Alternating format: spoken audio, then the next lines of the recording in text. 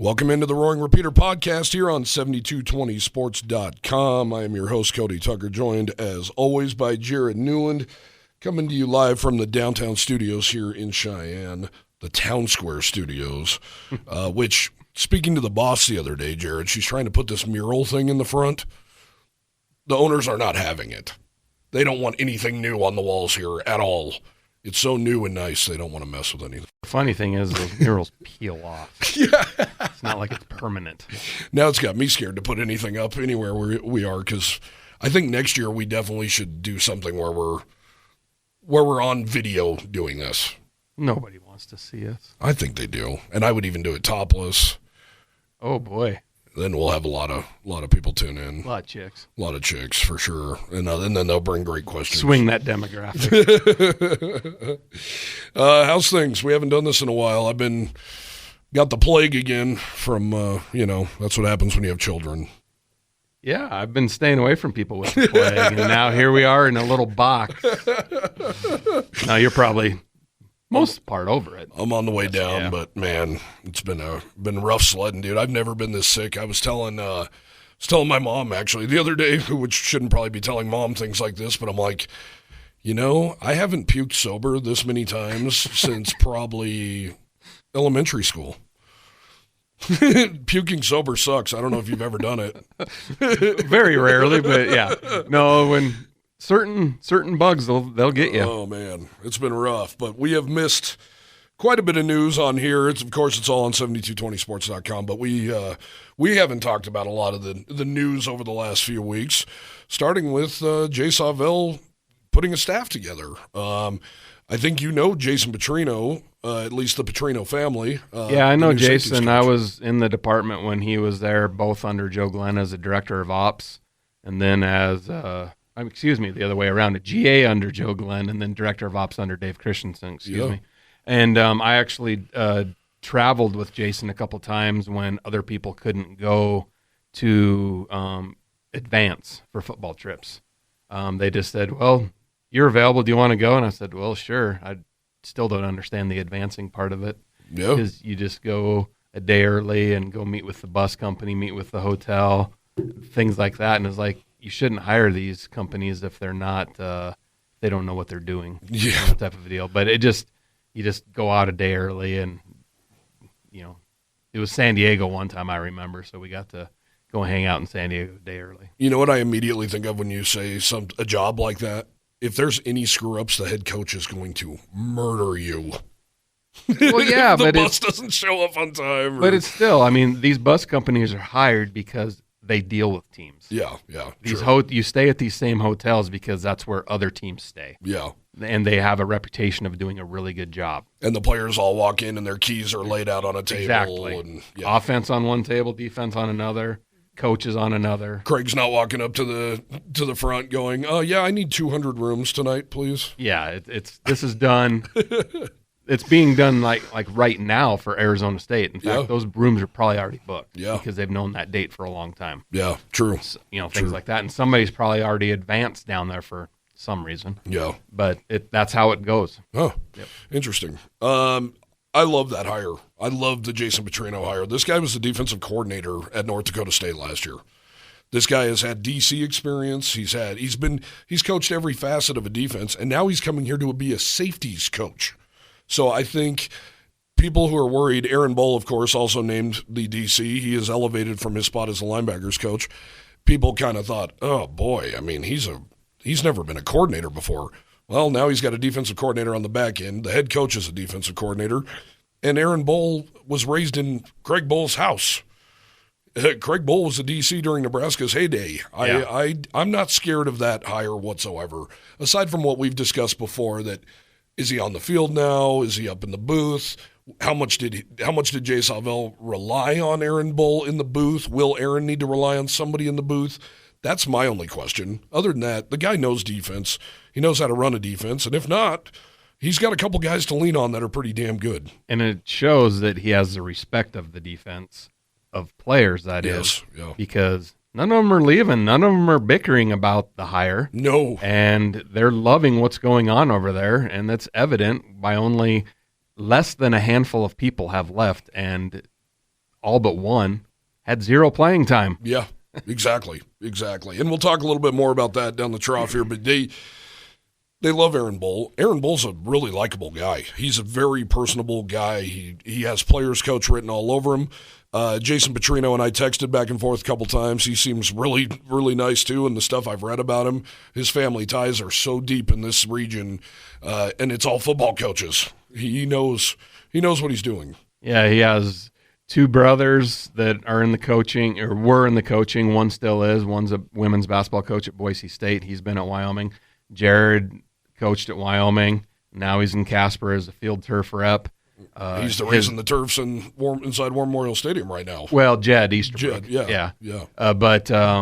And then the 2 cousins, Paul and Bobby. Right. I mean, yeah, and his dad, all that kind of stuff. So it's a long lineage of coaching, and it's you compare that to the bowl situation. I mean, you're born into it; it's in your blood. Sure, yeah, absolutely. I know their uncle, Bobby's dad, coached at Carroll College for 100 years, and then Mike Van Diest, former Wyoming Cowboys, the one who followed him up and had great success at Carroll. So a lot of ties right in that story. It was kind of crazy to see how many ties there are to the University of Wyoming, and I know Jason's really excited to get here, and I just think that's a slam dunk hire. And I think at least one of Jason's children were born in Laramie, maybe 2. Yeah. And so it's come full circle, especially for that child or children, you know, coming back and stuff like that. And they used to live right down the street from me. Oh, that's awesome. He seems great. I love that hire. I mean, you guys know the respect that North Dakota State has. They're hiring guys who could be FBS coaches at any school for the most part. So I mean, the fact that he led the defense at North Dakota State last year, and they're one play away from being in the national championship game again last year. So the guy knows what he's doing. I think that is a really under the radar, awesome hire for this staff. I also like the Aaron Bull. I like that they elevated him. Excuse me, more continuity with this staff, because I wrote about it and we've talked about it. When Jay Sawvel was hired, Wyatt Eckler, Andrew Peasley, they both said, dude, if they would have went outside for this hire, the transfer portal would have been packed. But now, like you mentioned, it's not. It's not packed at all. In fact, Colby Taylor is the only guy who, like you mentioned, had playing time last year, and he was benched the last 2 weeks of the year. Mm-hmm. All signs point to he was gone, and it was over. DQ James was kicked off the team. He's another guy in the portal. Keelan Cox was in the portal for a hot minute. Now he's back. Jay Sawvel wants him back, and he wants to be here. So, but he's never played. He's another guy who's never played. They lost a true freshman who had never seen the field. They lost Caden Hawkins, a linebacker who I believe just signed with Louisiana Tech. He's a guy who played a couple of snaps on special teams. So they've lost virtually nothing in the transfer portal. Arguably, Jared, I could say the worst loss, not counting obviously guys who are out of eligibility, was Buck Coors announcing his retirement, because he started that last home game against Hawaii, and he had a hell of a game. And he's obviously a fan favorite and a guy that everybody was real excited about. He's moving on. He's retiring, and 6 surgeries later, that guy had quite the colorful college career, but felt like it was just taking off, and he was finally healthy, and he was finally making plays, and he had a long way to go. And I can't remember which player it said or players said, there are so many guys on this roster that you don't even know about. Oh, no doubt. That because you don't get to go to practice, you don't get to see these freshmen, these redshirt freshmen that are working their tails off every single day in practice and making plays. Yeah. Other than maybe a coach mentioning them, say, hey, so-and-so had a heck of a day today on the scout team, or whatever. So Easton Gibbs brought that up in the Arizona Bowl post-game press conference. He's like, there's so many guys you don't even know about. And we had heard coaches telling us, not necessarily names, but saying, dude, there's some guys on this defense that are going to be scary good. And I think you've seen that the last several years. Yes. His spring game, like, who in the hell is that guy? Yeah. Or even the first, like, a Brandon Siders. Yep. Shows up in that first game 2 years ago and was like, who's this little undersized guy on the end that's making plays? No doubt. No doubt. And a Jordan Bertnolli and guys like that. I mean, it's just. Well, he got his in the first game. Yeah, he sure did. He sure did. So. But you make a great point. The spring game is going to be in Cheyenne this year because of what's going on construction-wise at War Memorial Stadium. If you're going to come to a spring game, this is the one. Come check it out because there's going to be some excitement. You're going to see some young cats. And it's free. Free. It's good. You can come do the autograph thing, take pictures, all that good stuff. With Cody. With me. I'll be there. Maybe. God willing. Shirt on. Shirt on. I'll be there. Last hire, offensive coordinator Jay Johnson. Jay spent the last 4 years at Michigan State. I used to cover Michigan State. Their fans, believe it or not, I hope you're sitting down, are maybe more negative than you. In fact, they are. They are way more negative, brutally negative. And they infiltrated Wyoming's Twitterverse there for a day, and you got to see a little bit of that. Michigan State fans had nothing nice to say about Jay Johnson. I reached out to some former colleagues. They didn't glow necessarily about the guy. I guess he just doesn't have that personality that's glowing and outgoing, which is fine. Shocker, a football coach with no personality? Exactly, yeah, which is fine. But I got to tell you guys, Kirby Smart's not going to put a guy on his staff at Georgia who doesn't know what the hell he's doing and doesn't have, he obviously wowed him in some way. And also wowed Mel Tucker because before Mel Tucker started making phone calls, he was thought of as the next up-and-coming hotshot coach. He got hired away from Georgia to go to CU and turn that program around. He was starting to do that. And a lot of money. And then Michigan State threw a lot more money, and Midnight Mel went to East Lansing, a place where he used to be a GA. And Midnight Mel because he left at midnight, yes. Or is it because of his late night phone calls and texting? Going 6 to midnight. Oh, okay. Yeah. So he goes into, when they go to Michigan State, it's COVID. I think we can all agree that's a wash. I mean, really, I know some people cringe and they're like, you can't just forget about a season. It's maybe how you handle it from a personnel standpoint and keeping your team together. Right, which I would say Craig Bolt did a masterful job of that. There was no cancellations, never a threat of it, but what hurt him was opt-outs didn't help. And plus, he was just a cranky bastard. And his negativity about the opt-out. Right, yeah. And even like Jay Sawvel joked about it in his introductory press conference, that's one of his memories he'll always remember is Craig walking around with a 6-foot pole poking people in practice saying, get the hell away from me. And get the hell away from each other. I mean, that was just a miserable year. But you can say San Jose State handled it well. They handled it very well, and they ended up winning the Mountain West. And, they don't want an asterisk next to their name. But we're going off on a rabbit hole here. But Michigan State, it was COVID. They come in during COVID. Then the next year, all this guy does is end up being a finalist for the Broyles Award, which is handed to the top assistant in the United States of America. What do Michigan State fans say about that? Well, he had Kenneth Walker. Well, he might have a couple of Kenneth Walkers at Wyoming.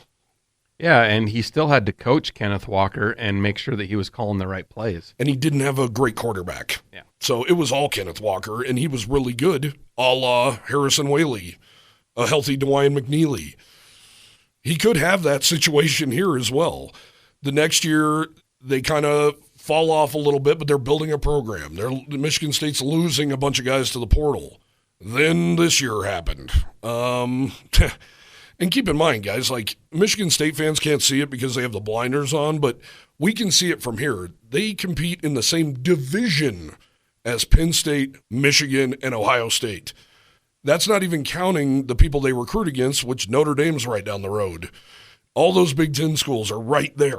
So they think it's the sky is falling. We can look at it objectively and go, dude, I mean, you got 3 monsters in your own division, not to mention your conference. So, they were rebuilding, and then this year was just a total wash. I can't believe Michigan State won a game this year. I mean, seriously, this all went down right before the season started and just left them in a lurch. Mark D'Antonio got off his couch and came and helped coach. Harlan Barnett, who was there when I was there, a former safeties coach, he's now all of a sudden the head coach. And they had guys leaving in the portal left and right, guys who would play their 4 games and go, I'm done, because they saw that this is bad, man. We're in bad shape, and I don't know if it'll ever be better. So they probably started the season with, 110 players? Yeah. and bare ended bones. the season probably with 80, 85. Yeah, bare bones. Yeah. So you cannot judge Jay Johnson, in my opinion, on almost his entire tenure in East Lansing. And he wasn't the head coach. No. He had some say-so, but not the say-so. Yeah. I think you look at his pedigree. Obviously, him and Sawvel coached together at Minnesota. The guy's made a lot of big stops. You don't do that on accident. And we kind of figured that it would have to be somebody that Jay knew. Yeah. And he still is young enough to where it's not like he's 65 and like, oh, this is my last stop. He's not that way. He's still looking, and he's still eager to continue to get better and possibly get back to the Power 5. No doubt. For that next payday. No doubt. And who cares? And if they win, I mean, they could be going together. What? I know that's a cuss word among this fan base, talking about the whole stepping stone thing. It's a good thing, folks. Wyoming hasn't been a stepping stone since, 99? Yeah, it's a good thing if somebody moves on because that means you're winning. Yeah, would you rather have had – I don't know if this is true or not, and I don't mean to spread rumors that maybe aren't true, but I had always heard that Urban Meyer was leaving Bowling Green. Wyoming's job was open. Utah's job was open. He obviously had ties in the Mountain West at CSU and all that. Had heard, and I asked Kevin McKinney about this, and he couldn't remember, but that Urban was offered Wyoming, offered Utah, ultimately decided Utah. Would you take that 2 years with Urban Meyer at Wyoming and watching him jump on? Or 6-7 years with Joe Glenn of, you won a Vegas Bowl, you love Joe, but things didn't pan out? I think I'd probably take Urban. We, of course, didn't have the Olympic money. And I mean, Utah's been a sleeping giant for a long time. But then the Olympics, I mean, they just had a golden horseshoe up their ass all at once. And then they end up with an assistant who's been there now, 19 years? From BYU. Yeah, exactly. Exactly. But yeah, Kyle Whittingham has got to be regarded as one of the top 5 coaches in college football. Yeah. And not just for the last few years, for the last 15 years. Yeah. And it sucks to say that. I hate that guy a lot. He's probably my most hated coach in football. But was it just because of one incident? No, I think just the minute he was born and went to BYU in the first place, and then goes to Utah and does what he does, and then continues that success and gets a Pac-12 invite. I can't stand it. Yeah, but when you watch an interview with him, I know he's pretty slick behind the mic too. Like when he rolled up on a Harley this year. I will say that was pretty badass. I don't like though when I hate people and then they make me not hate them. What if game day came to Laramie in the last couple of years and Craig rode his horse? I would love it. But I like Craig. But other fans would have oh, what a pompous ass. I would love that. That would have been great. Plus, that would mean Wyoming's winning if game day's here. I would want to see him get on the horse. He told me that's what he's going to be doing all. Yeah, but without a step stool. No chance. That's a long ways up there. Maybe a Shetland pony. Old Craig's not hopping on a horse bareback. Some other things, we kind of touched on it. The Cowboys have gotten 2 guys out of the transfer portal. So they signed a linebacker, Evan Eller, out of the Virginia Military Institute, 16th leading tackler in FCS. He has 1 year remaining. They're going to be without Easton Gibbs. I think they really like Connor Shea. Shea Suinoa's coming back. Cole DeMarzo they really like. They got some dudes, but I think they wanted one more. And this kid shows he's a tackling machine. And he's obviously a playmaker, and he's always around the ball. Absolutely. So. And he played safety and linebacker in Virginia. So the dude's obviously an athlete. So signed him. Love that signing. You're already comparing him to Logan Wilson, moving from safety to linebacker, exactly. And he's going to be all Mountain West? Ken Fantetti, actually. All right. Yeah. Cody said that first. Email me. I know you have it. Speaking of Ken Fantetti, the Lions. Yeah. That's who I'm pulling for. Yeah, now. Me too. Go Lions. Sorry to get off. Go there. Lions all the way. Feel really good for some friends back in Michigan because, man, Denver started to slide when I lived there, and I'd be like, damn it, these guys drive me nuts. And they'd be like, dude, don't go there. Well, speaking of Fantetti, Jed Easterbrook's a Lions fan. Yeah. And he has a Fantetti jersey. Oh, nice. And I believe, if I saw right, that they're going to San Francisco for the game. Awesome. Yeah, he and his family. You have to, man. That's truly a once-in-a-lifetime situation. I wouldn't go to San Francisco. I've never been. I would love to go there one day. No, don't ever go. Kevin McKinney shocked me when we did the top 50 Wyoming football players of all time. Were you shocked to hear that too? When we said, who's number one all time? And he says Ken Fantetti. Not really, because I guess I say that because he told me that several times before. And that's quite a statement. Kevin's always been a defensive guy, though. Yeah. He loves defense. Well, I was also shocked Robert Gagliardi was like, he had Marcus Epps, I want to say, in the top 5. I'm thinking, top 5? Like, these are obviously really good players we're talking about, but top 5? Fantetti number 1? He made it to, I want to say Fantetti ended at like 3. Yeah, I think he made it to like 3. Yeah. I mean, he was damn good, but it's hard. It's kind of like the Heisman voting, right? You're like, how can you vote for a guy who doesn't have the ball and a guy who... Well, and even the NFL MVP talk right now, they're saying on paper, Dak and Josh Allen are probably your front runners, but Lamar Jackson's going to win it. And the reason Dak is because of all the stats, but you look deep into it, he did most of his damage against bad teams and didn't play well against good teams. And Josh, they actually had a running game this year. Yeah. Buffalo did. Yeah. And that skewed some of his overall stats, and he obviously threw the ball to the wrong team several times, too many. Are they counting just the regular season for this? That's a good question. Because I don't know how Dak couldn't even be in the running after that Green Bay performance. Yeah, and I don't know how NFL, if they have to, the votes are in before that, and they just don't announce it until the week of the Super Bowl. I don't know how that works. I'm not sure about that either. Yeah, I know if they count the playoffs. Well, if they should count the playoffs because yeah. It just shows you maybe, say Jordan Love won last week, yeah. the maturity of a guy like that throughout the season. Yeah.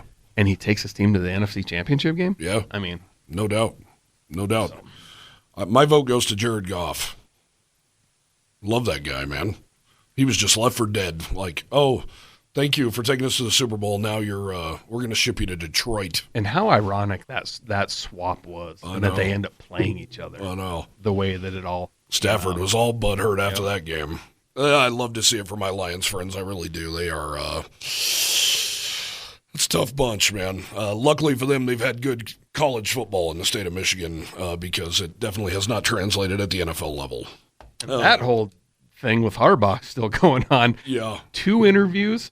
I mean, do NFL teams really have to interview a guy twice? And Belichick being interviewed twice in Atlanta? He's like, I'm Bill Belichick, 7-time Super Bowl champion. What more do you want me to say? Yeah, exactly. I was actually shocked to see that the Chargers put it out on social media like, we have just concluded our first interview with Jim Harbaugh for our head football coaching position. Whoa. I wonder if they have to do that for the Rooney Rule, though. I wonder. Just to I was have everything out there. Yeah, I was a little shocked to see that. Because that used to be hush-hush stuff until Adam Schefter's of the world came into play and the internet. How many mistakes does Adam Schefter – how many strikes does Adam Schefter get before he is like, okay, we can't believe this guy anymore? You know, I know he's had some hiccups for sure. I mean, we saw his start. I mean, he started here in Denver at local TV station, and my whole you know what I think of when I think of Adam Schefter is I think that guy. I don't even think about the mess ups and the stupid stuff. I think about I would hate to be that guy. He has to have no sleep, is on it all day, every day, 7 phone phones. blown up all day, every day. Like, I think ESPN did a little special on him. I think he gets picked up by an ESPN car at his house in, like, Connecticut every morning, and he's, like, trucking over the bridge into New York City every morning at, like, 5 a.m. And it's just going all day long. I can't imagine that guy ever has a break. I know, like, what I do drives me nuts sometimes when I'm, you can never really get away fully. And in a position like that, you can't turn your alerts off. No. You have to be on top of it all the time.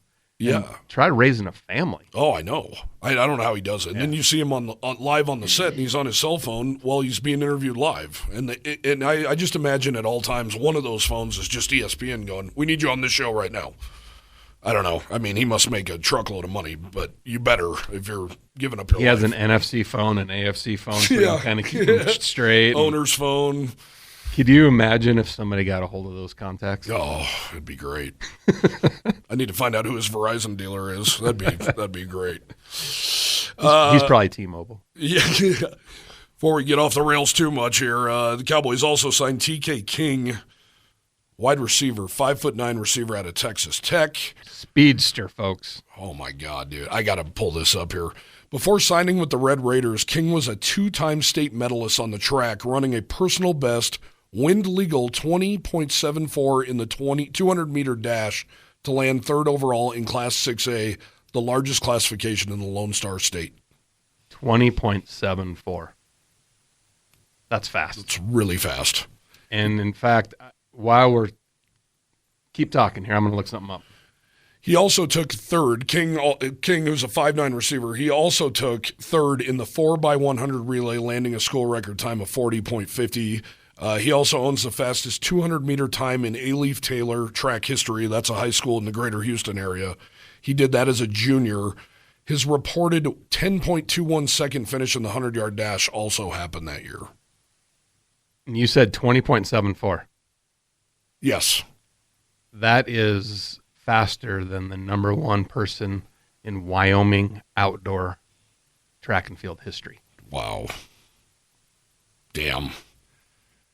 I was just talking to a friend about this. Jay Sawvel keeps saying we need to get the ball in the hands of explosive players. And we need to get explosive players, retain them, keep them, develop them.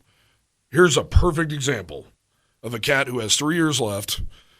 If I'm Jay Sawvel, I'm sitting and I'm watching, as much as I hate this team, I'm watching the Chiefs, and I'm watching Andy Reid, and I'm watching stuff from what he did back in the day with Tyreek Hill. I'm watching what he's doing with Pacheco, Edwards-Helaire, all those dudes. Just no end-arounds and bubble screens. Yeah, but how many times have you seen Mahomes pop a shovel pass to one of these cats? Or just they're running around in motion and then run behind Mahomes, and then he's pitching it to him, and off they go. Have you watched The Quarterback on Netflix? A part of it, not a lot, but yeah. The part on Mahomes, I can't remember which episode it was, but they were talking about how at the end of one practice per week, Andy Reid lets the players improvise and come up with plays, and then they name it, and then it might be used in the game and it might not be. And that's where some of that weird stuff you see in a Chiefs game, it comes from those practices. Like, well, let's try it. All that weird stuff that works. Yes, it's gimmicky. Yeah. And if you're the opposing team, it pisses you off, and especially a fan is like, just play football. But but when you think of the Chiefs' offense, do you think like, oh, they're gimmicky, like how we thought of Boise State all these years? No, Boise State's one of the most gimmicky. Yeah. I think if you throw in a couple wrinkles like that, especially when you got a cat that's blazing like this, you got to get the ball in his hands. And I think one of our biggest complaints this year is they didn't get the ball to Jair enough. He was probably their most dynamic offensive guy, and they didn't get him the ball nearly enough. So they've got to do that with this kid. They've got to. And this kid, he was a 4-star prospect. I was reading about him on a Texas Tech site. They were so excited to land this guy because he was like the fastest guy in the state of Texas that was on the market that year, that was coming out and going to college. 4-star prospect. He was named to the District 23 6A. He was named the District 23 6A Return Specialist of the Year as a senior, averaging 17.4 yards a return with 1 touchdown. He also earned first-team honors as a receiver, snagging 40 balls, 780 yards and 9 touchdowns. I covered 6A football in the state of Texas in the Houston area. It's stupid. It's truly stupid. I mean, they are that good. I would have never got that job covering Michigan State if I didn't cover football in Texas. That's how special it is. And I know you hear about Texas football all the time, but 6A football down there is the real deal. I mean, I covered a team out of Crosby High School, which is probably the equivalent size of maybe Douglas, and 10 guys on their team had D1 scholarships. And every Friday night, I'm standing on the sideline along with, unfortunately, CSU, BYU, Utah, not to mention all the other Texas schools and a bunch of other schools. So mean, this kid could be special. He was, I see he was offered by Colorado State. Indiana offered him, Houston, UTSA, Buffalo, North Texas, Memphis, Texas State. The other schools probably didn't because he's 5'9". And Texas, for instance, can go out and get a guy that looks like Isaiah Nair, who also has breakneck speed. And bigger. bigger and faster. Yeah. Maybe not faster, but bigger. So, to me, I'm finding any way on planet Earth to get the ball in this cat's hands. So, first day that he's on campus, I want a race between him and John Michael Gillenborg. Because they say he's one of the fastest guys on the team, if not the fastest guy. Boy, I'd love to see that. Even if J. Mike's close in that race, that guy's got. Yep. He's got. I hate to say this about him because you never know, but like Travis Kelce type qualities about this guy. Fast, good hands, gets open. He's so new in the game too. He's fresh. Mark that. Mark that for when the Chiefs draft him, which he would love because he's from that area, and I think he's a Chiefs fan, unfortunately. But a couple of nice pickups. I know they're not done yet, but you can consider these offseason pickups too. Alex Brown, he's coming back for a 6th year. Kind of a weird, I don't know if you saw, Jared, his post on social media about coming back. He said, due to recent coaching changes, I will be returning to the University of Wyoming. And do you want to read too much into that? Or I think sometimes kids don't know how to word things properly. Sure, yeah. And it's misconstrued sometimes. And he could be saying due to recent coaching changes because I love Jay Sawvel, not that I have anything against anybody else. It's the same thing when people are putting out, these players are putting out, I'm declaring for the NFL draft. They're doing that just for social media hits and to say, you know what, this is my dream, I'm going to go for it. And there's no reason to be negative if in the back of your mind saying, well, this kid has no chance. You don't know that these kids don't have any chance because there's certain fits for certain teams that these guys might slide right into. You just don't know that. Well, and what did we talk about just a few weeks ago? How many quarterbacks started this year? Because I assume you're mainly referring to an Andrew Peasley. How many quarterbacks got to start this year that had no business maybe? I think if I recall right, it was 42. Yeah. It was out of 32 teams or 45 or something like that. Yeah. And you think about that as like, how in the hell could there be, if there's 32 teams, 45 different quarterbacks? How are there even that many quarterbacks but one ding here and there? How many Sundays were you watching games and you're like, who the hell is that guy? I don't even know who he is or where he went to school. The last couple of weeks, there was 6 or 7 starters that had never started a game before. Yeah. And I had to look up several times, like college and insert name. Yeah. And it was like, oh, he played there? Wow. Would you rather have a Trevor Siemian or an Andrew Peasley? Because I think of Trevor, his arm's not that great. I mean, it's not elite by any stretch. And we saw a lot of the comments on Peasley's, deal saying, when I think of Cowboy Tough, you're in my top 3. You're 100%. In my top 5. And you can say that across the board. Yep. Because he took more shots, and really some of them were so unnecessary because somebody missed a block, or he didn't get down himself, or he wanted that extra yard, a la Josh Allen used to do and still does sometimes. Yep. Like, just go down, you guys. Yeah. And I saw an interview with Lamar Jackson. Like, you didn't play high school baseball, right? And he goes, no. And he goes, you need to learn how to slide, though. Yeah. Yeah. And he goes, and he laughs. He goes, yeah, but I need, he goes, no. Your future and your health is more important than that extra yard. He almost didn't get a contract because of it. Yeah. He has not been able to complete a season healthy until this year, really. I mean, he gets his ass kicked. A lot of those running quarterbacks get their ass kicked, and that's why they have short shelf lives. Look at Robert Griffin. He didn't last long. Well, he, in that little Twitter battle with Jay Gruden now. Oh, I didn't even see it. Because he was the head coach, and it's... Was he trying to put it on Jay that he was hurt and stuff? Like he put him in bad situations, and then Jay comes back and goes, you weren't good enough. Oh, that's why we drafted Kirk Cousins in the same draft. Go back and read it. Yeah. Anybody out there, it's interesting. But I think, and I know we're getting off the rails here, but that's what I guess what this show's all about. RG3 says a lot of controversial things. He drives me insane. And I want to, if I was in a position to say it, I was like, you're not even one of the elite broadcasters or analysts or whatever it is out there. No. How are you in the position to say these things that you're saying? And it's really not just about football and quarterbacks. Kind of mixes into a lot of different things. And it's like, dude, I just see him like fanboying out. I remember, for instance, on ESPN, he did a deal where he spent the day with Michigan football, and they hooked him up with all these Jordan shoes and shirts and all that, and that's what he was into more than anything on that entire trip. I think a lot of those guys do that. Yeah. There's something about him that just bothers me. Alex Brown announces he's coming back. He's a guy that is just, we're just waiting for it. Maybe this is the year. Yeah. I hope so. We've seen flashes. Yeah, we have. And damn it, it's just like, man, that guy. Such a big body. So big, so fast. He knows this offense backward and forward. And are we going to hold the drop in the bowl game against him? No. Okay. No. He, hell, when you're only getting targeted a few times a year, that was in the breadbasket. I know it was. Cody, you could have got that. Well, I have great hands.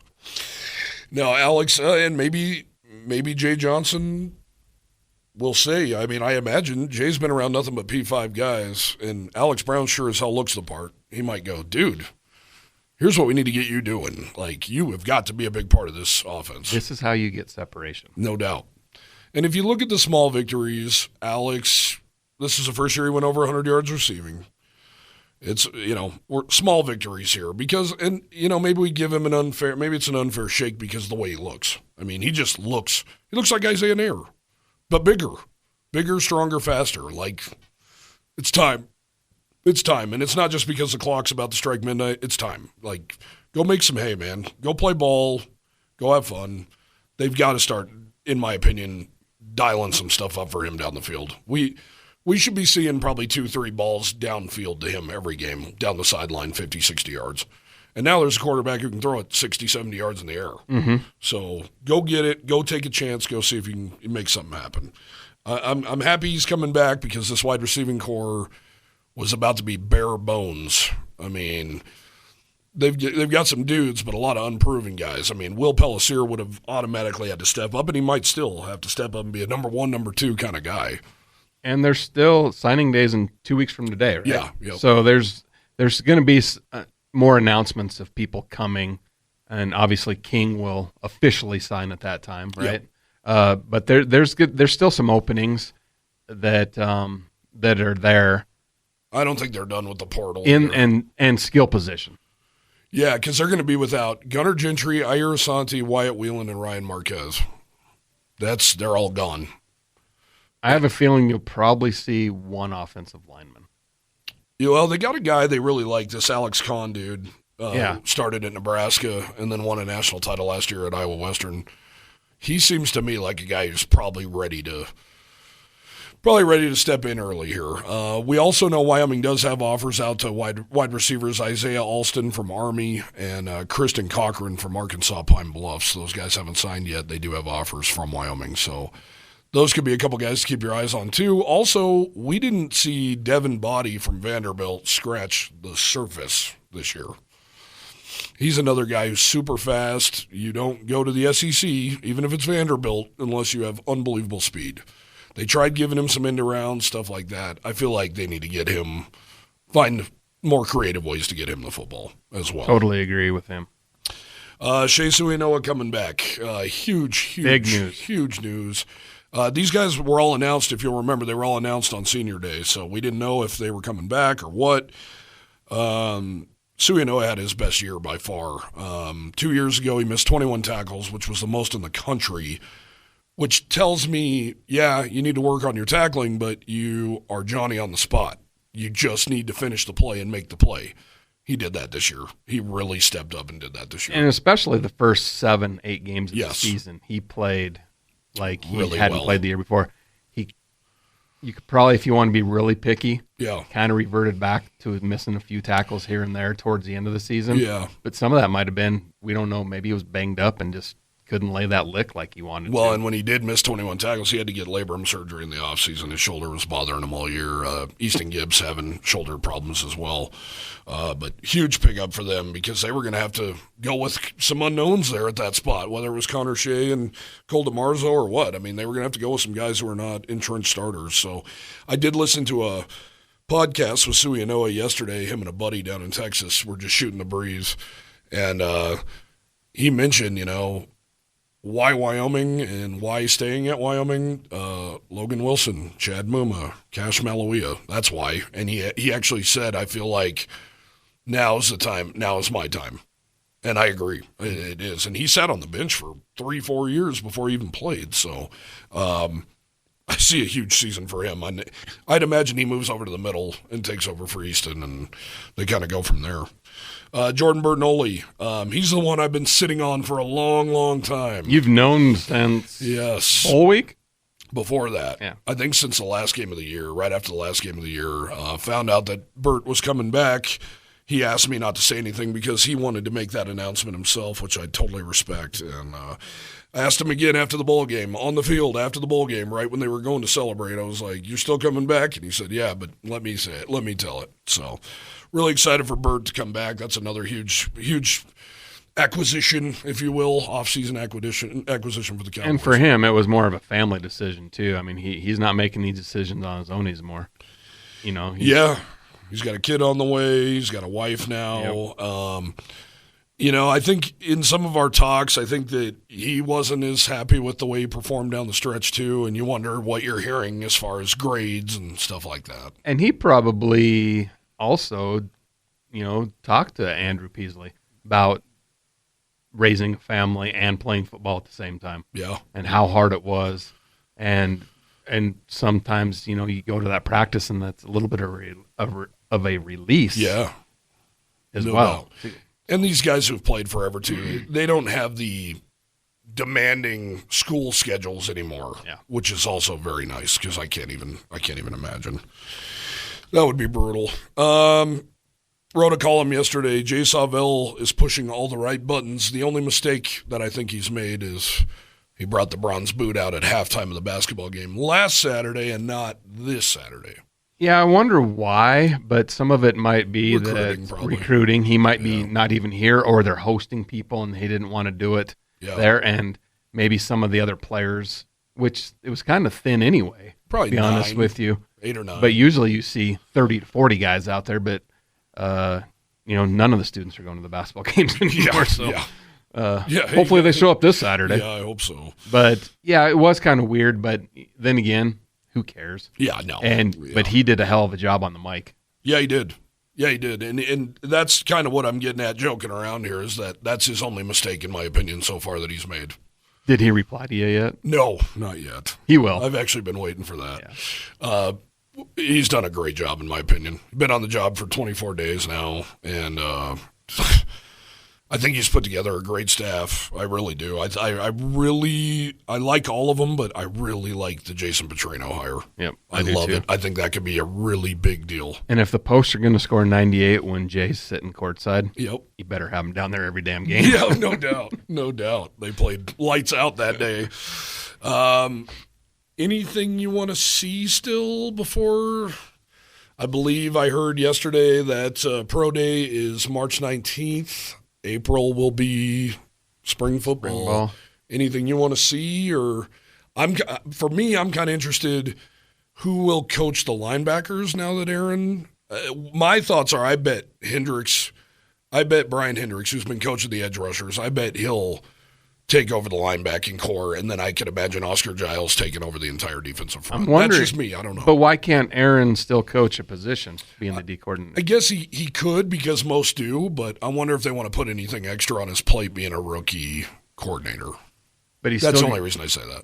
I mean, by being a coordinator out at practice, when they're not in team and then when they're in individual, what's he going to do then? So go around all of them.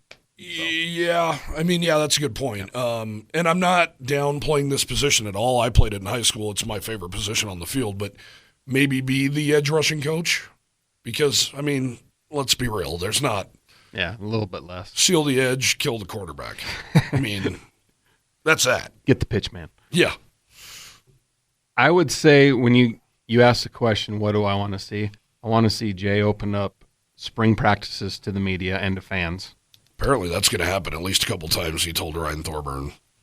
But especially for spring. I understand game preparation week, especially not Wednesdays and Thursdays. Well, and we don't want to go to every practice. Yeah. But Monday, when you're there for media day, yes, and they're doing something that day, yeah, you're already there. Yep.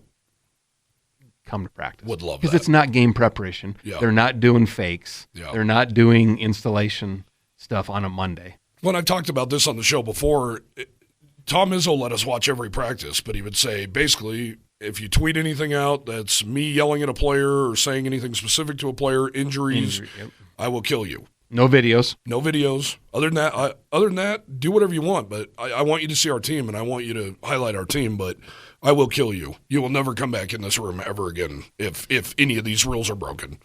And Craig, the few times he cracked and said, okay, I'll let you watch third downs here, he'd be like, this crap better not see the light of day on the internet, blah, blah, blah. And you have to have that respect for one another. Sure. And that's kind of why I've never been mad at Craig about that. I get it. Mark D'Antonio never let us go anywhere near practice either. However, you got a pretty veteran core of reporters here. Ryan Thorburn and I are never we're not going to burn you. We're not going to do that. We want to do this job for a long time. And we realize, we got to play the game and we got to get along. And the consequence is you're not allowed to practice anymore and you probably get your pass jerked. Yeah. And I'd put that up. I'd put my pass up to go to that and not say a word. And if I had any questions about something I could say, I would go, and I feel like I could do this with Jay. I feel like I could go, hey, man, I saw that unbelievable catch or whatever. Do you care if I write about it? It's just like going to a men's basketball practice. Yeah. I mean, if somebody videoed one of those. Yeah. Oh, you'd be done. Yeah, but I mean, if that ever leaked of what goes on at basketball practices, and I'm not just saying Wyoming. I've been to a lot of men's basketball practices. They are hardcore. Oh, they get after one another. Yeah, your own fan base would be like, oh, my God, this is abuse. And sometimes you can hear that from the stands during a game anyway, no matter who, and even on TV, you see them going berserk. I saw Tom, now I can talk about it. He can take my credential all he wants. I saw Tom Izzo kick a guy off his team, a point guard. I saw him kick him out of practice at least 3 times. Like, get the hell off my team. You're worthless. We don't want you anyway. We're better without you anyway. And then then he's like, F you, screaming back at Izzo. And then he walks out, and the whole team follows the guy and goes, come on, man, come back. We need you. And Izzo's still in the background going, we don't need him. He's a bum. We don't need him. It's pretty ruthless. Yeah. But then at the end of practice, you see Izzo go over, put his arm around the kid and say, I love you. We do need you. Pull your head out of your ass. Sometimes that's their way of teaching. Yep. And a lot of these times, kids need that. Yeah, and from the sounds of it, Linder last year was like bringing trash bags to practice, allegedly, and saying, pack your shit. If you're not here to play and you're not going to do what I tell you to, pack your shit. Well, and go one further. I was told that he kicked everybody out of practice and said, if you guys don't want to learn from me, I'm going to go coach in the NBA. Get out of here. This practice is done. Yeah. He said he was going to go be an assistant in the NBA. Yeah. Why not? I mean, and I'm pretty sure practice happened the next day and the rest of the season happened. Yeah. So. Yeah, and I'm pretty sure he told the guys to pack their shit, and they did. Well, three of them did. Before we get on to hoops here to close things out, Mountain West will have 6 new faces next year. It's really wild when you think about, I have it written down, or I have it down here. Troy Calhoun, 17 years at Air Force. Next most tenured coach. Who would you think that is? Well, I know we talked about this, and I can't remember. I think it's a 2-year coach. 3. Anderson at Utah State. Yep, Blake Anderson. Yep. 3 years at Utah State. And then a bunch of 2-year guys. Norvell 2, Tedford 2. It's Tedford's second stint, which, by the way, what if Jeff Tedford isn't on the mend or whatever he's dealing with? I mean, That could throw a wrench in things for Fresno State. Timmy Chang at Hawaii, also his second year. Barry Odom, 1 year at UNLV, and he's already a hot commodity, isn't he? Yeah, it didn't take long, and his offensive coordinator. Jay Sawvel, Wyoming. Jeff Choate, Nevada. Sean Lewis, San Diego State. Spencer Danielson, Boise State. Bronco Mendenhall, New Mexico. San Jose State, NA. After Coach Brent Brennan goes to Arizona, and now they hire. I'm going to butcher the last name. A replacement AD that's like the former softball. No, coach. I'm sorry, it's San Jose State. Oh yeah, now they do have not an NA. The old Navy coach, Navy's former coach, who did a hell of a job at Navy, by the way. Baba. Yeah. Yes, he is a great hire for them. Yeah, he is. A West Coast guy, Polynesian. Yep.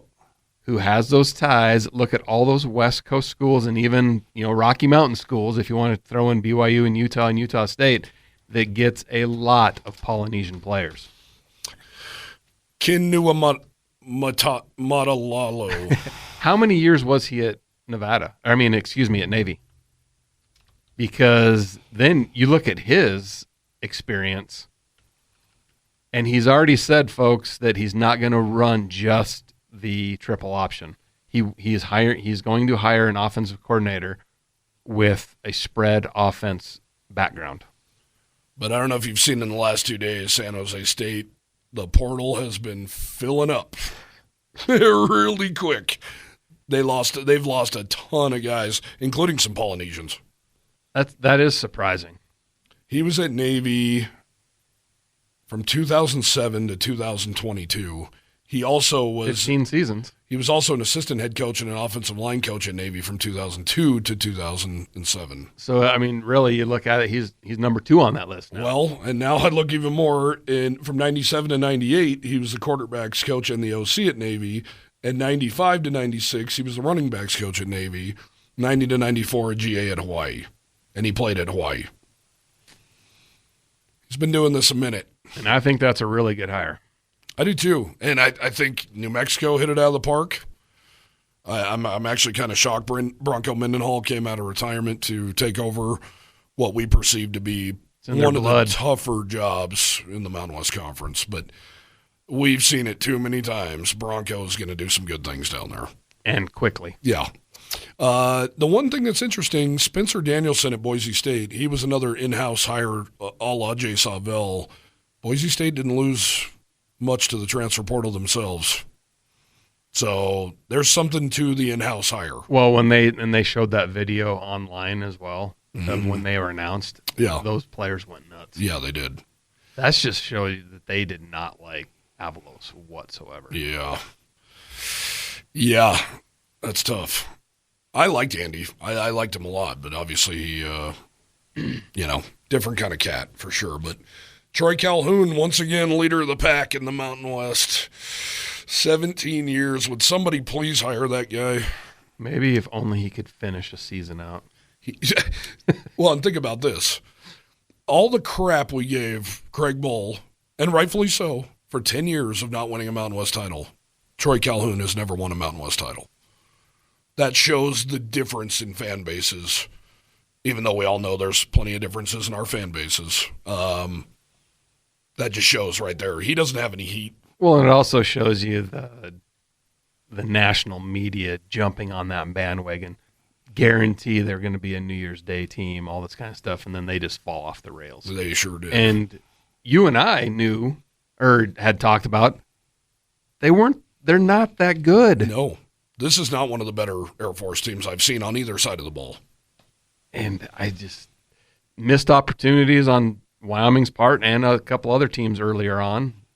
They should have knocked them off well before those last 4 games that they were derailed. So. And boy, Army exposed them big time. And honestly, Navy played them really well too, but the wind was blowing 500 miles an hour and they just couldn't get anything going that day in Annapolis. But yeah, I don't know. Air Force is one of those weird teams, though. They always are. We don't know. Next year they could be world beaters and kill everyone, or they could be a 4-win team. We don't know.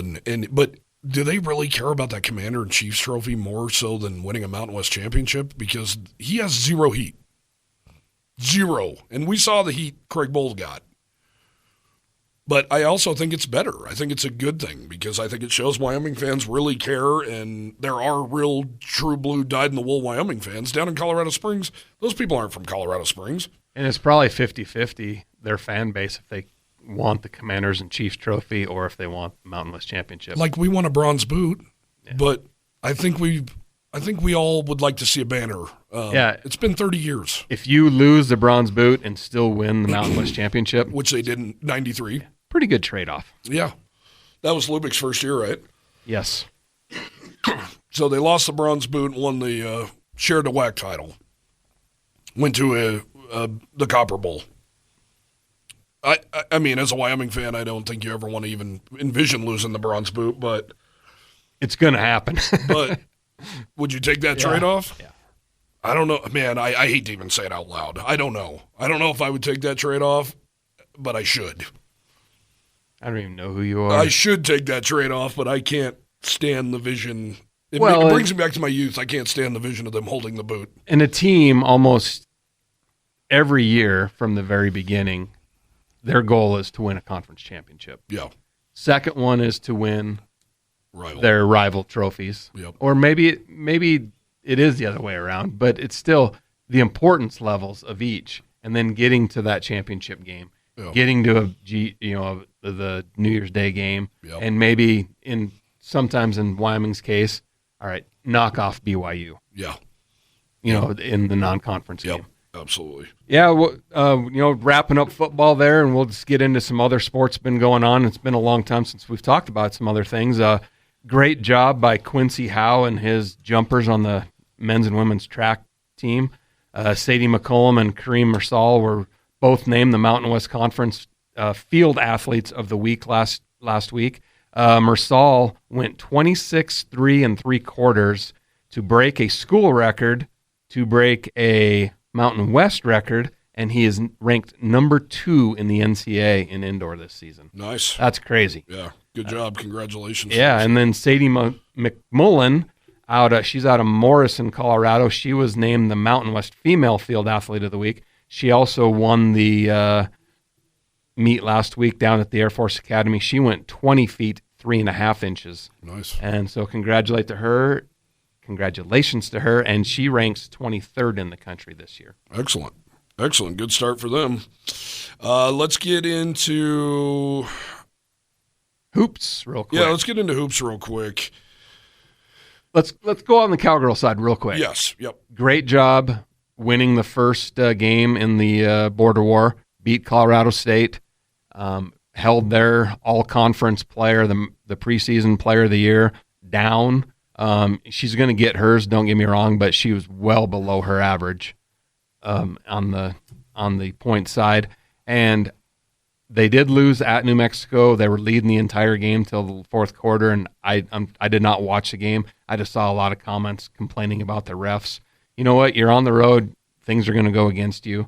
It's a learning experience for them. But I want to give a shout-out to the coaching staff for putting together that non-conference schedule. No doubt. Creighton, Gonzaga, and Nebraska, and Oklahoma State, 4 of those games. That's really put them in the position to play well in the Mountain West down the stretch. And Mountain West Championship is their goal. Yeah, no doubt. Getting to that NCAA tournament, winning the Mountain West tournament, that is their goal. And they're well on their way. Yeah, and UNLV has looked unbeatable.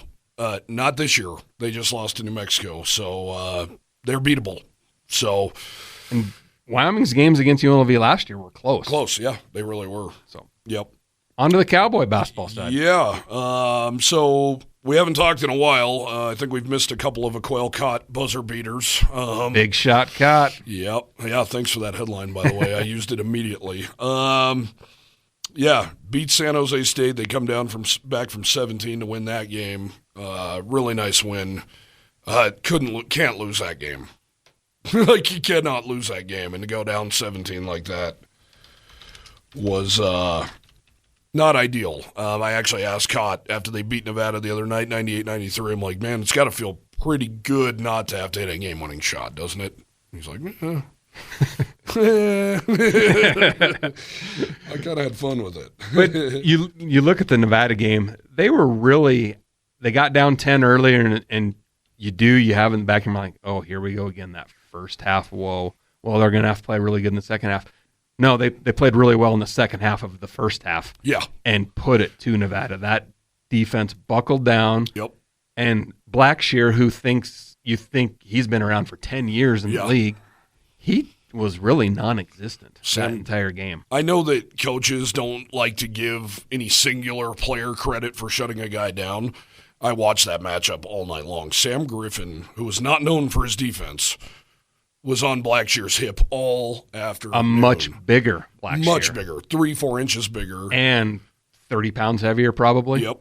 And when they took Griffin out to give him a blow, Kel Combs, true freshman. Kobe Newton, of course, the other guard who's usually the sixth man off the bench. He's been dealing with an illness, was in the hospital this last week. He's unavailable, clearly. They bring in Kel Combs, a guy who played high school basketball at this time last year. He's going up against Keenan Blackshear, did a great job against him as well. And it is always a group effort. Wenzel did a good job on him as well, but Sam Griffin, a guy who you would think is just all about scoring, doesn't want to play D, he is picking it up big time. And he did last night against San Diego State as well. Yeah, not only did Griffin score, dished out 7 assists, named the Mountain West 1 turnover Player of the Week, and then he had that defensive effort as well. Yeah, yeah. I was when the dust settled, I looked and I saw 1 turnover. I'm like, that was a great effort. And there's a lot to be negative about when you're looking at this team. I mean, what are they, 10-9 now? Yeah. Middle of the pack in the Mountain West. Come that first week and second week in March, they are going to raise havoc to some teams that don't want to see them in the first round of the tournament. And if they win that game, they don't want to see them in the second round. I wrote that last night. Create chaos. I pinned a column before the season even started saying, just be competitive. Bust your ass, play the right way, do your thing. The fans will come. The fans will back you. They'll fall in love with this team. And Mason Walters, every game that he plays, you see something different and better about him. Yes, he was the NIA Player of the Year. That speed of those games that he was playing the last 4 years compared to what he's playing against now is crazy. And even the commentators last night on the CBS broadcast, they were very positive about Mason Walters. Like, this kid is good, and he's only going to get better towards the end of the season. Well, and not to be underscored too, and Linder's brought this up, and I just, when he brings stuff up, I can already feel the fan base just going, excuses. There's no places like the Pit or the Spectrum or Viejas in the NAIA circuit. No. This is a whole new monster from that speed you talked about, the length. They're playing in gyms that are smaller than Central and East High School. Exactly, with less fans in them. Yeah, no doubt. I thought Walters was really good early last night. He really stemmed the tide there when San Diego State comes out and hits 3 straight threes. You can kind of, every once in a while, there's a brain fart where he'll put the ball on the floor and try to dribble. And it's like, you can't do that against these guys. Yeah, no. And he got the ball taken away from him several times last night. But some of his passes, though, you can tell. Linder compares him to Maldonado, and you can really tell that he makes some passes, but sometimes the guys can't handle them. And creative passes. Creative, very. And the one that went right off Powell's head. Yep. Or Maniau. Maniau's head, Yeah, exactly. But it's a beautiful idea. 2 other players, Maniau and Powell, every single game, they are complimenting one another to what each other's doing, and they're going to get in foul trouble. They're young, and they're trying to be physical, and they're going to get called those times. Yeah. Where this team needs to improve, and we can say it till we're blue in the face, is cut down the turnovers. Yes. Last night was really magnified, too, to have 15 of them turn into 19 points. I don't know if I have ever seen a game where at one point it was 10-0. Yeah. Oh, I know. I mean, I think it got up to 13-0. Yeah. Yeah. No, to me, the turning point last night was when Powell picked up his 3rd foul because he was doing a great job against Ledee. I mean, Ledee is an All-American type of player, and he's the leading scorer in the Mountain West, leading rebounder, leading this, leading that. He is the man. And Powell made life miserable for that guy most of the night. And then the Aztecs just started hitting shots in the second half. At one point, it was 15 of 20. I actually, like an idiot, kept writing down how bad this got. They ended this game, well, when did I stop counting? Oh, I didn't. 47-22 run to end this game. It got so bad it was a 28-8 run. Well, the Pokes had a 7-point lead. Yeah, they went on it. The Cowboys had a 9-0 run early in the second half, and that's when Powell picked up his third. Oleg Kojenets comes in. Ledee scores over him immediately. Ledee and one the next trip down, hits his free throw. Then Butler gets going. Saunders gets going. See, Cody does do his work, you guys. I do, He's man. not just sitting there pretty face watching games. Nope. I wish I was. 11 in a row. 11 straight losses to San Diego State.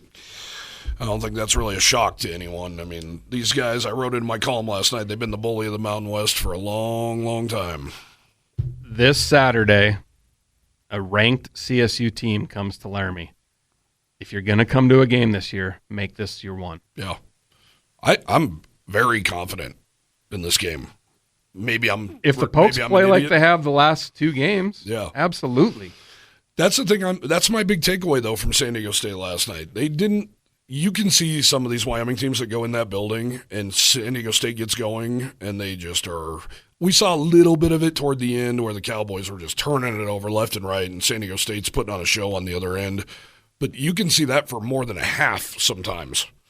From the get-go. From the get-go. I think the Cowboys really handled it. They went down 11-4 right off the bat, and I thought, oh, boy. They already hit their first 3 threes. Then they missed 10 threes in a row, the Aztecs did. Cowboys just clawed right back in, and Griffin was confident. They were creating shots. I actually mentioned to my buddy before the game started, I don't even know if they can create shots. I don't know if they're going to let Griffin – their guards are so much bigger. I don't know if they're going to even let Cotton Griffin get an open look. They created their own looks all night, and they were good. They were good, and they were hitting them. You cut those turnovers in half, and Brendan Wenzel scores 7, you might win that game. And this Saturday, too, make sure you're rooting for Cott to do better than Joel Scott. Yeah. Because Joel Scott was the Division II Player of the Year at Black Hill State, and Cott, who also played in the RMAC against Joel Scott a lot, was a first-team All-American, and all that kind of stuff. That's a good point. It'll be a good little matchup against those two as well. It's a good point. Yeah, I don't know, man. I'm confident. I feel really confident that this group can – at the beginning of the year, you might have said, oh, my God, CSU is going to absolutely truck Wyoming. Like, this isn't even going to be close this year. I don't feel that at all. Weather's supposed to be good. If you're going to come to a basketball game, make it happen. Yep. And the first person who tweets at Cody that wants tickets for this game after listening to this podcast, you get 2 free tickets. Awesome. There you go. Game's at 2 p.m., only streaming on the Mountain West Network, which sucks. It's fine for me, though, because it's a home game. Yeah. No, it's We're going to be there. It's fine. It's just, how do you put that game, a rivalry game on TV? It drives me crazy. It is on TV. It's on the app. Cowboys are 3-3. I mean, if you told me at the beginning of the year they'd be 3-3 in the Mountain West right now, I'd take that. After that Weber State game, I was so down in the dumps. Yeah. And I was like, you find me 5 Mountain West games they're going to win. Yeah. And they've already won 3 in the first rotation. 3, and then you look at it here, after they take on number 24 CSU on Saturday, they travel to Air Force, which, oh, by the way, beat the brakes off UNLV last night inside the Thomas and Mack Center. Like, embarrassingly bad. Then the Cowboys go to the Thomas and Mack. Then they come home to take on another top 25 team in New Mexico. Home again against number 18 Utah State at San Jose State, which San Jose State's another team that, man, they're a few last-minute shots away from being 3-3, 4-2 themselves. And you think of San Jose State as one of the worst teams in this conference. Air Force came into that game last night at UNLV on an 8-game losing streak. What did they won like 90-60-something. I mean, it was an absolute massacre. They were up by 37 at one point in Vegas. That you just don't see that. Even really bad UNLV teams never get down in that arena that far. But, I mean, when you look ahead, I hate even doing this, looking ahead at that schedule. I mean, at San Jose State, then at Nevada, Nevada's going to want a piece of Wyoming's ass after what happened. Then they come home to take on Boise State, UNLV, CSU, close out against Air Force and at Fresno State. You can't take a breath. I mean, an Air Force player had a triple-double. Second in program history. What was that score?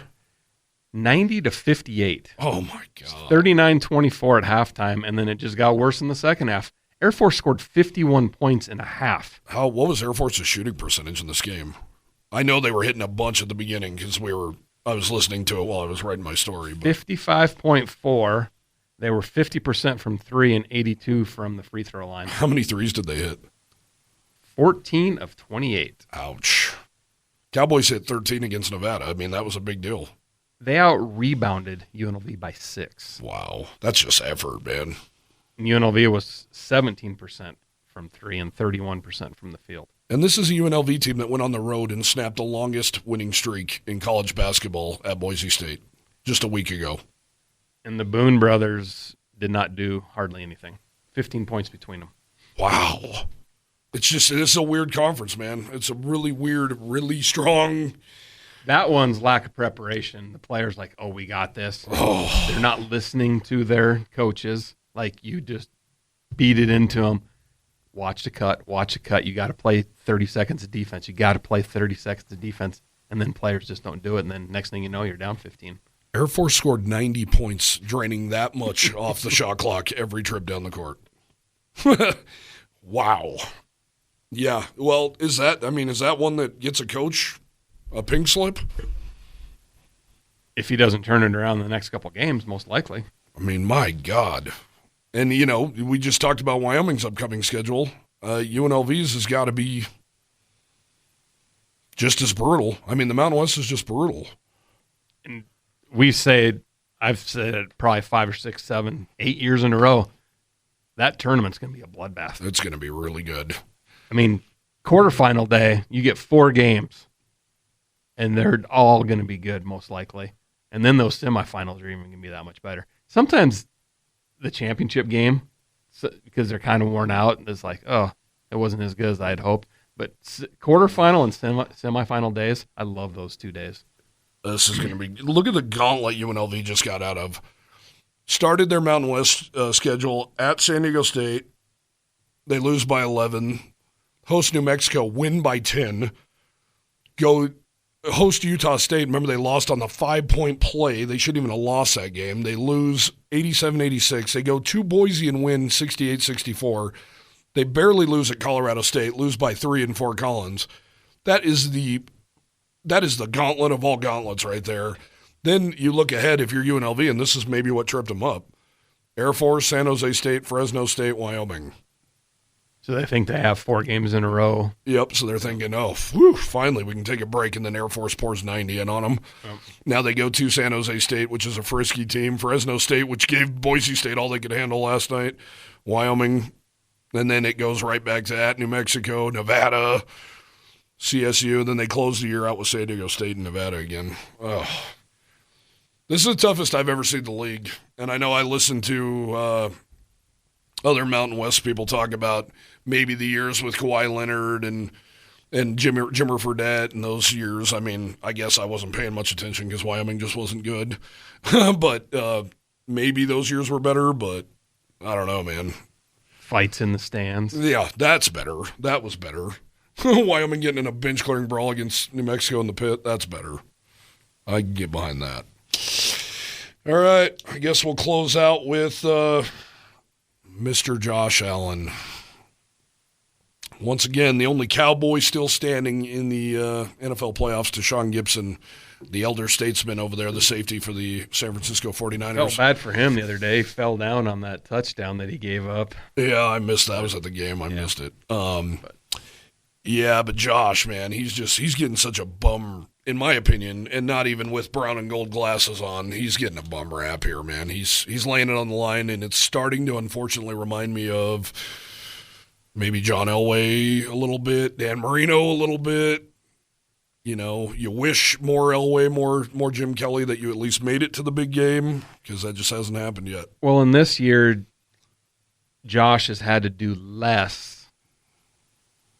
as far as carrying them on his back, but then you look at his stats and he actually did more. Right, yeah. But more efficient. But he wasn't making those rushing plays against say inferior opponents in the middle of the season. He did it when they needed him to. Exactly. At the goal line. Yep. but he wasn't making those silly runs, and he was throwing the ball away. Yeah. But he also threw a lot of interceptions, and there was just certain weeks where you just like, what are you doing? I've always thought that with the fumbling. You're such a big dude with big hands, and you're big and strong, and then it seems like the easiest stuff gets the ball out of his hand. Yeah, and it's like he gets to a certain point in a play, and his hand just releases. Something. Yeah, it's weird. Yeah, very weird. But I did see a comment from Diggs saying that he's not going to ask for his release in a trade. He's going to stay there. Nice. I guess Gabe Davis is the one that you're maybe worried about. I think it really hurt not having him down the stretch. Oh, definitely. But then, like, he's yelling back at fans after the loss the other day. Yeah. Because they were yelling at him for not being out there. Yeah. Like, the guy's hurt. Right. Yeah.